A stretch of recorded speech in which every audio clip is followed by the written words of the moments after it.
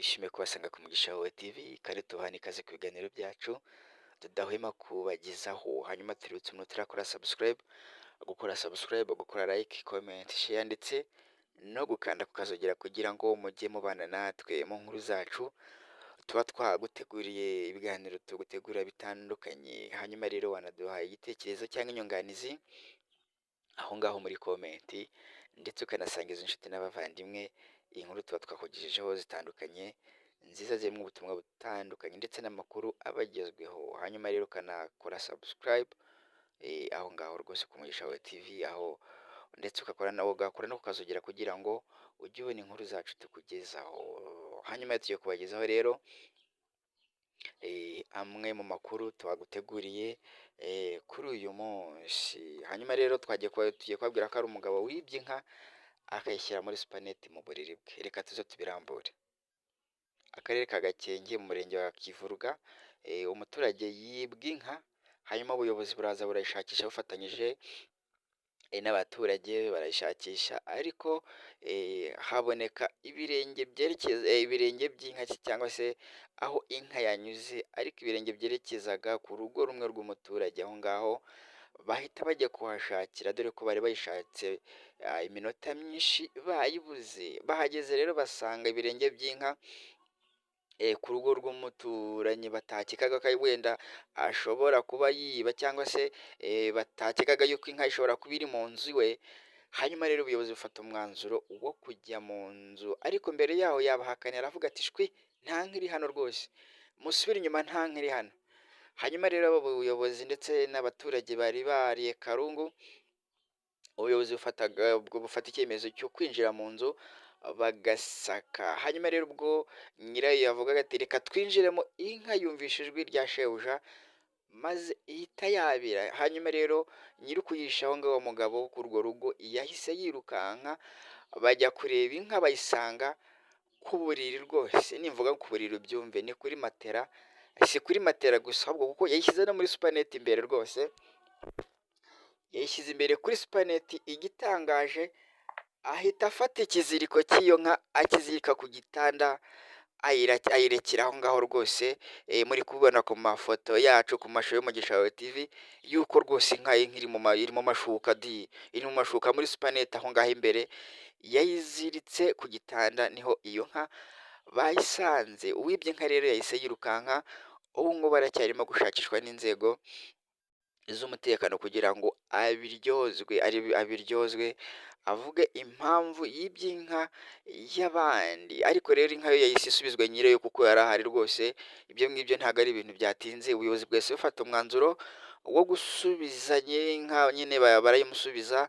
ariko uwibye inka we wayiziritse ku gitanda iwe mu nzu rwose kuri matera, inde noneho ikigeretseho ni muri supaneti, kuko yahise ayirinda n'imibu rwose. ahubwo turibaza ari kujya ayihereza ubwatsi aho ngaho kuri supaneti kuri matera, hanyuma se yajya kuganga cyangwa yajya guta amase?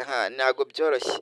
Murumva rero ko ubusambo bwafashe indi ntera, uko iterambere rigenda riza, n'abajura cyangwa se n'abakora ibyaha bitandukanye bagenda bunguka ubwenge bitandukanye. Sinzi ko twabwita ubwenge cyangwa se ubujiji, kuko kwiba inka warangiza ukayizirika ku buriri ku gitanda, ariko noneho n'ikigeretseho ukayishyira ku buriri ndetse no muri supaneti. murumva ko bitoroshye. Ariko rero nawe ntabwo byamuhiriye, kuko yahise atabwa muri yombi, dore ko nyine abaturage bari bayishakisha akanya kanini. hanyuma inka yakumva shebuja yakumva ijwi rye igahita yabira rwose, igatamaza uwo mugabo wari wayibye. nawe amaze kubyumva ko inka yahise yabira, yahise yirukanka. aho ngaho nyiri kuyiba bafata umwanzuro wo kwinjira imbere, inka barayizitura bayisanga ku gitanda aho nyine kuri matera aho ngaho imbere. ariko nanone si ibyo gusa, kuko bari bayishyize no muri supaneti, niba yagira ngo ayirinde imibu. hanyuma rero igisambo rero cyangwa se nyiri kuyiba yahise yirukanka, ariko akomeza gushakishwa n'inzego z'umutekano kugira ngo atabwe muri yombi, aryozwe ubwo busambo, aryozwe kwiba inka y'abandi. ariko rero inka yahise isubizwa nyirayo, kuko nyine yari ahari. urumva ko yabigiremo n'umugisha, inka ikamwumva igahita yabira, bityo akaba agize amahirwe yo kubona inka ye bugufi ariko bari bayishakisha akanya kanini nyine. Urumva niba inka yari iri ku buriri, iri muri supaneti, iziritse ku gitanda, nta muntu wari gupfa kuyibona kuko wenda bareberaga mu biraro, aho nyine amatungo aba ari, bakareba hirya no hino mu gikoni ndetse no mu ishyamba no mu ntoki, niho barebaga ariko ntabwo bari babashije kumenya yuko, cyangwa ntabwo bakekaga ko inka yakibwa ndetse bakajya kuyizirika ku gitanda bakayishyira kuri supaneti, rwose muri supaneti aho ngaho imbere muri matera. Ntabwo ari ibintu bari gupfa gukeka uko biboneye, ariko wenda navuga ngo ni amahirwe cyangwa ni umugisha ku wari wibwe inka, kuko bahise abona ibirenge agahita akeka ko iri nyine kuri urwo rugo aho ngo bayisanze. Niko byaje kugenda rero, inka bayisanze aho ngaho, dore ko inka yumvaga ijwi rya shebuja ihita yabira.